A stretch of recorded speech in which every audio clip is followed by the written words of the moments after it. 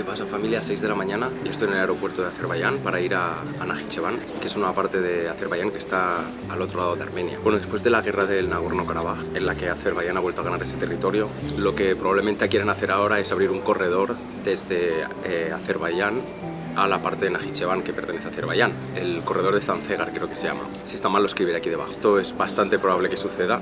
Vale, momento. Aquí el viajero del tiempo otra vez.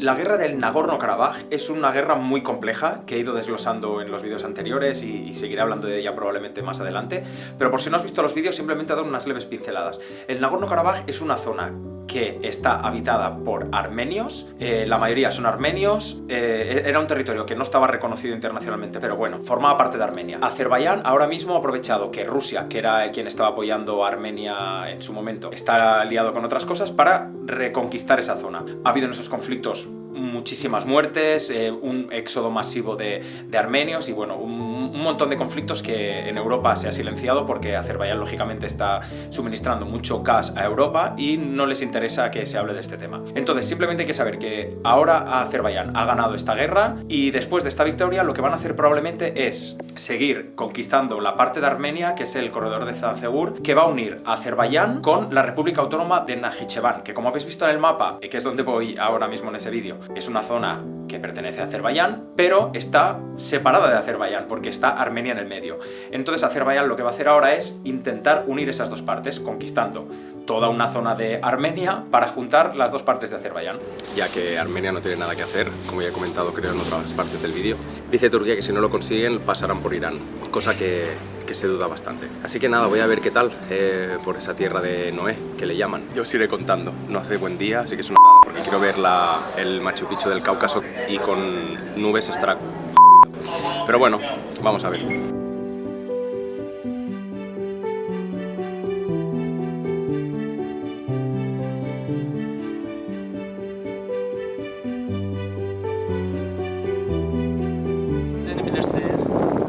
He conocido a este chico en el avión y me está ayudando para llegar al sitio.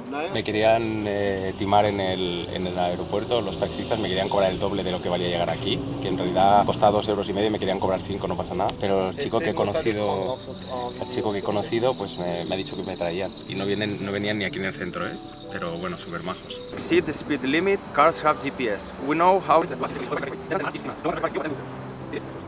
Vale, pues me ha hecho leer esto en alto, lo sé, todo un poco raro. Así que nada, voy a coger este coche, el sedán, y me voy para ver la montaña que luego os cuento. Y espero que no haya mucha niebla. Ahora veremos.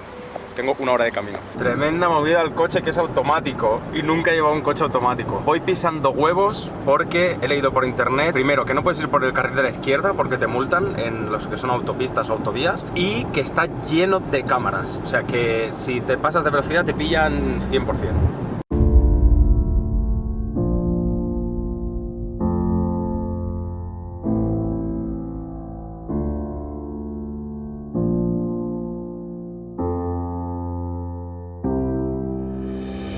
Pero no creo que estoy llegando. Es esa montaña de ahí. Es ahí arriba. Guau. Y está despejado, tío. Si me doy prisa creo que lo podré ver. ¡Qué bien! No me lo puedo creer. Me ha dado tregua. Aquí empieza la caminata. Hay 2000 escalones, más o menos. Bueno, hago un pequeño salto temporal, estoy arriba en la fortaleza de Ariña, simplemente para poneros un poco en contexto. Esta fortaleza data de hace unos 2000 años más o menos, hace no mucho se reformó. Lógicamente, como veréis en las imágenes, solo se ven una parte de los muros. Todo esto, aquí había un castillo, estaba todo cerrado. Es un símbolo porque ha sido un símbolo de la resistencia de Azerbaiyán a las invasiones de los países extranjeros. Luego se utilizó en la Edad Media para traer aquí a presos políticos, también vivía en este castillo la hija de quien gobernaba en ese momento, y también servía para guardar los tesoros del Estado que estaban custodiados por tropas que había aquí. Había aquí creo que he leído que había unos 600 soldados. Lo impresionante de aquí es el enclave en el que se encuentra. O sea, es un sitio bastante inaccesible y lógicamente para conquistar esto, para llegar hasta aquí arriba, y bueno, ya lo veréis en las imágenes, era muy complicado subir hasta arriba. Esto no lo conquistaron hasta que ellos se fueron de aquí en la Edad Media en algún momento, no, tampoco voy a ponerme muy así con la historia, pero en algún momento lo abandonaron y entonces conquistaron esta zona. Pero sigue siendo, fue y será un símbolo de la resistencia de Azerbaiyán. Las vistas por la subida, impresionante.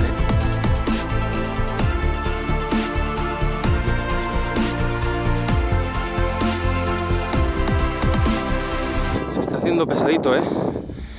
No contaba con que estamos a 1700 o así, y vengo de cero casi, y hay 2000 escaloncillos.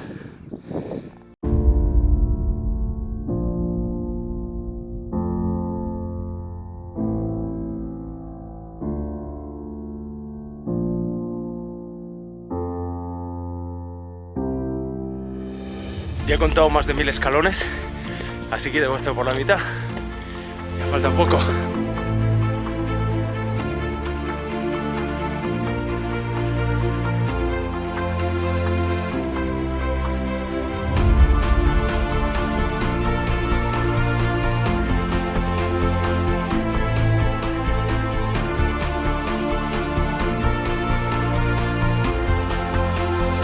Estas son las vistas por el otro lado.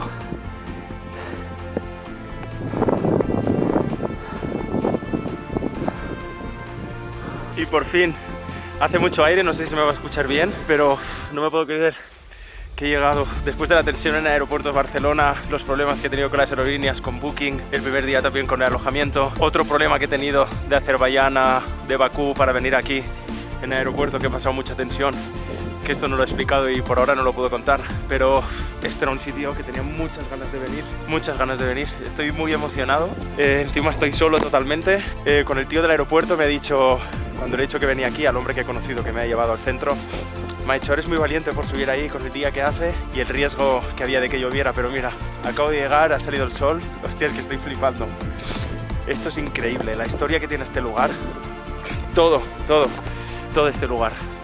Es impresionante poder estar aquí.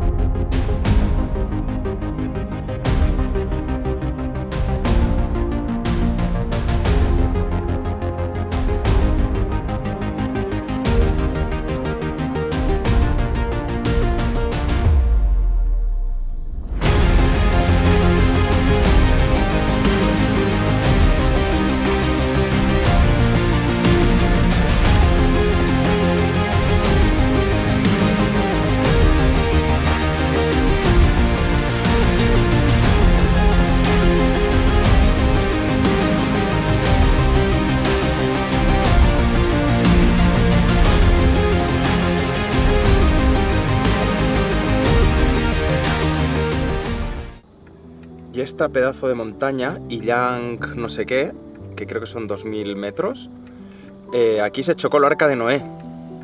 Se chocó el arca de Noé y formó esas hendiduras que tiene. Mirad qué paisaje, lástima que la cámara no haga justicia porque es impresionante. Impresionante. Llevo una liada con el coche, con esto de las marchas, de las no marchas.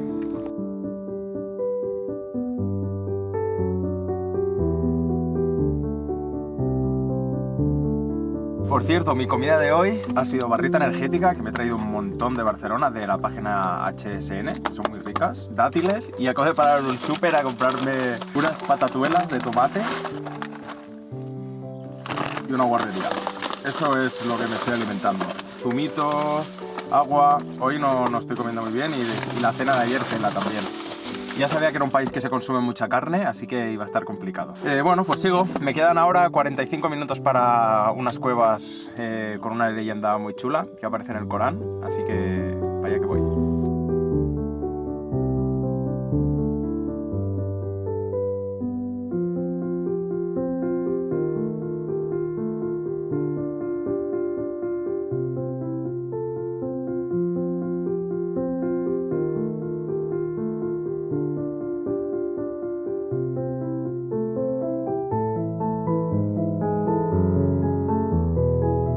Bueno, para ponernos en contexto un poco, voy a las cuevas de Ashabi Kaf o algo así, y la pronunciación no sé si es la más correcta. Es un símbolo de peregrinación para los musulmanes chiitas y tiene como 7 cámaras en esas cuevas que representan a los 7 personajes que aparecen en la leyenda. Se supone que durante el Imperio Romano los estaban persiguiendo por sus creencias religiosas y se refugiaron en esas cuevas. Estuvieron como durmiendo unos, no sé, cientos de años y se despertaron más tarde y consiguieron escapar. Más o menos por encima, esa es la leyenda. Luego hay otra parte de que había un perro que los perseguía también, que se quería esconder con ellos. Y como tenían miedo de que los encontraran, le cortaron una pata al perro y los siguió. Le cortaron las 2 patas al perro y el perro, mientras los seguía, con voz de humano, les dijo no sé qué historia.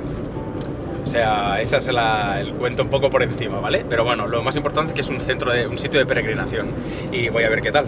El último tramo para llegar a las cuevas. ¡Ostras! ¿Qué son eso de ahí? Iba a decir, el último tramo está brutal, pero es que creo que son ahí mismo. Esto va a estar muy, muy, muy guapo, ¿eh? Madre mía.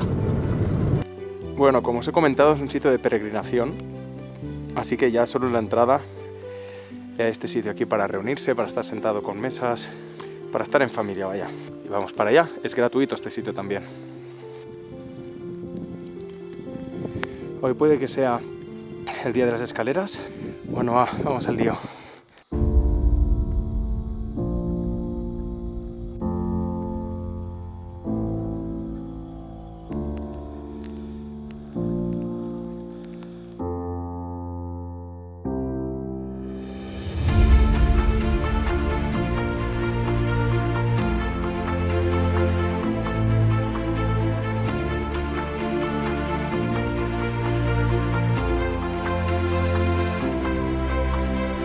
Como es normal, estos son unas cuevas naturales, entonces lógicamente no estarán hechas todas una al ladito de otra. Hay algunos sitios que tienes que subir por unas escaleras un poco empinadas.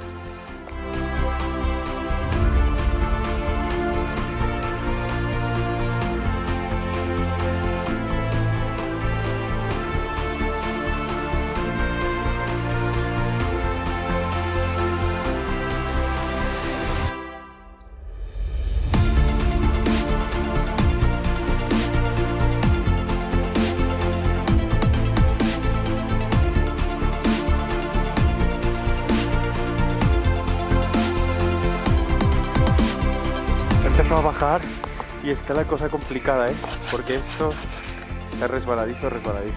A ver si llego vivo abajo, inshallah. La única persona que sube, le pido una foto.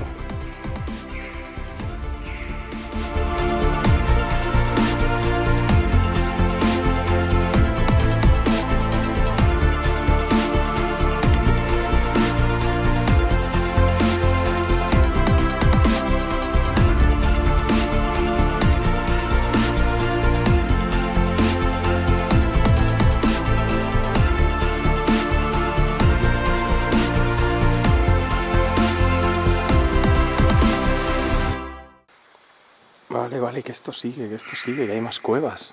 Qué barbaridad.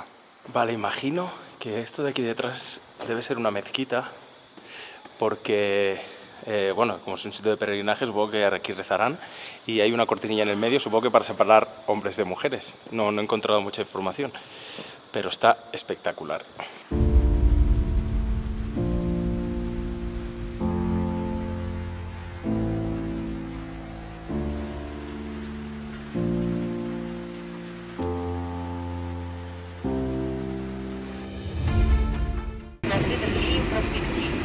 Parece que estés en una peli de los 80, ¿eh? No tengo muy claro aún el rollo de las rotondas, pero bueno. ¡Hostia! Es que cómo molan los coches, tío. Mira el que me va a adelantar. ¡Hostia! Ya llego al apartamento. Esto es un baño que apesta durísimo a cerrado, bueno, a cloaca. Esta es la pedazo de habitación.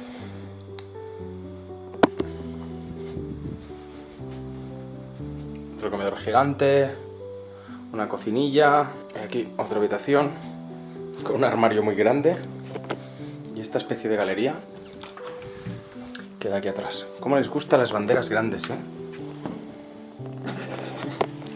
Me encanta el rollo esto de estas casitas. Creo que he llegado justo en el momento en que ya pueden comer, porque están haciendo el ramadán. Está la tele y todo aquí.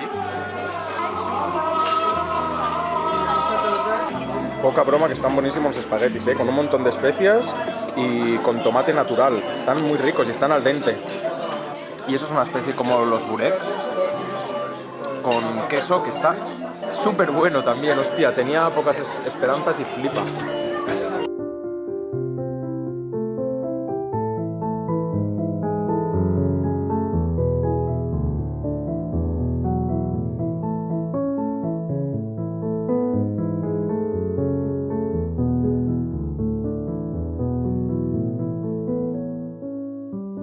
Pues ya habéis visto la suculenta cena. Por 7 euros he pagado, he comido un montón.